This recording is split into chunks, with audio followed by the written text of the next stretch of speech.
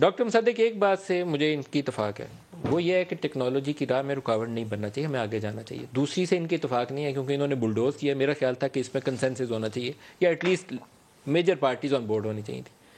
آپ کیوں انکاری ہیں کہ نہیں ہونا ہی نہیں چاہیے؟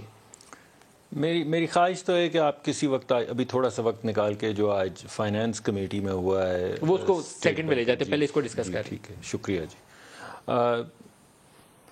دیکھیے، کوئی ٹیکنالوجی کے خلاف نہیں ہے۔ پوری دنیا کے جتنے بھی ممالک ہیں، 250 کے قریب یا اس سے کچھ زیادہ کم جو ممالک ہیں، اس میں سے کچھ 6 یا 7 ممالک ٹیکنالوجی کو استعمال کرتے ہیں الیکشن کے لیے۔ اس میں جو سر فہرست ہے جس نے کامیابی سے استعمال کیا ہے وہ ہے اسٹونیا۔ اسٹونیا کی کل پاپولیشن جو ہے وہ 13 لاکھ لوگ ہیں۔ 13 لاکھ ووٹرز نہیں ہے بھائی، کہیں غلط فہمی آپ کو ہو جائے۔ 13 لاکھ اس ملک کی پاپولیشن ہے، یعنی اس میں 4-5 لاکھ ووٹر ہوں گے۔ وہ 4-5 لاکھ ووٹرز کے لیے یہ مشین استعمال کی گئی ہے۔ بہت سے ممالک نے استعمال کی اس کو اور اس کے بعد چھوڑ دیا، اور چھوڑا اس وجہ سے کہ اس کے ذریعے الیکشنز ریگ ہوتے ہیں۔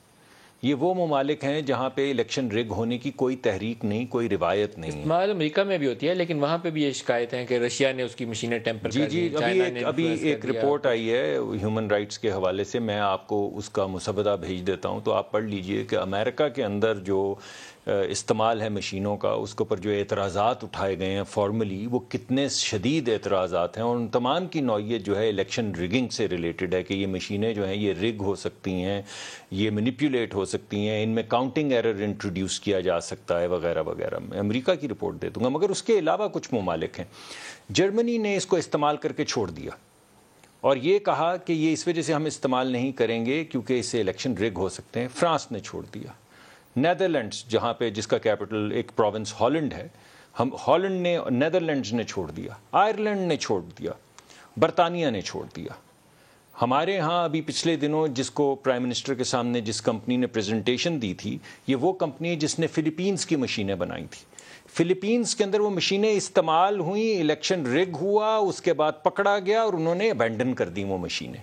یہ ہیں وہ مشینیں جن کو ہم اب پاکستان میں انٹروڈیوس کرنا چاہ رہے ہیں۔ پاکستان کی ٹیکنالوجی اور فرانس یا جرمنی یا آئرلینڈ یا نیدرلینڈز یا یونائٹڈ کنگڈم، برطانیہ، ان کی ٹیکنالوجی اور پاکستان کی روایات الیکشن ریگ ہونے کی اور ان میں کتنا فرق ہے سب جانتے ہیں۔ ایک بات اور کہوں، دیکھیے یہ کہاں سے شروع ہوا۔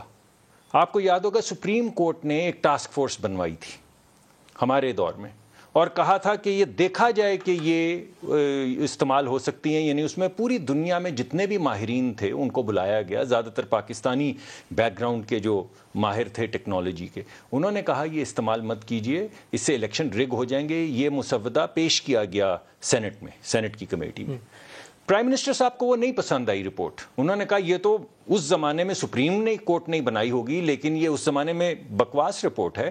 تو انہوں نے $500,000 سے زیادہ پیسے دے کے ایک اسپینش کمپنی کو بلوایا پرائم منسٹر نے، اس حکومت نے، اور کہا کہ یہ رپورٹ غلط ہے، آپ رپورٹ لکھ کے دیں۔ تو انہوں نے رپورٹ لکھ کے دی کہ اس کے ذریعے الیکشن ریگ ہو جائیں گے، یہ پاکستان میں انٹروڈیوس نہیں ہو سکتی۔ سپریم کورٹ کی رپورٹ بھی یہی ہے، ان کے اپنے کنسلٹنٹ کی رپورٹ بھی یہی ہے۔ 5-6 ممالک میں نے آپ کو گنوا دیے ہیں۔ جس شخص نے احمد بلال صاحب سے پوچھیں، احمد بلال محبوب صاحب بھی ہمارے ساتھ شامل ہوئے ہیں پلڈیٹ سے۔ احمد صاحب آپ کو خوش آمدید بھی کہوں گا۔ آج آپ نے ایک ٹویٹ کی اور وہ جی انہوں نے ایک، سوری میں معافی چاہتا ہوں، انہوں نے ایک بہت ہی شاندار جس میں پی ٹی آئی نے بھی شرکت کی، 2 یا 3 دن کی ایک پوری ورک شاپ کی تھی ای وی ایم پہ۔ ان سے ذرا اس کے متعلق بھی پوچھیے، جس میں اوریجنل ای وی ایم کے انوینٹر بھی آئے ہوئے تھے۔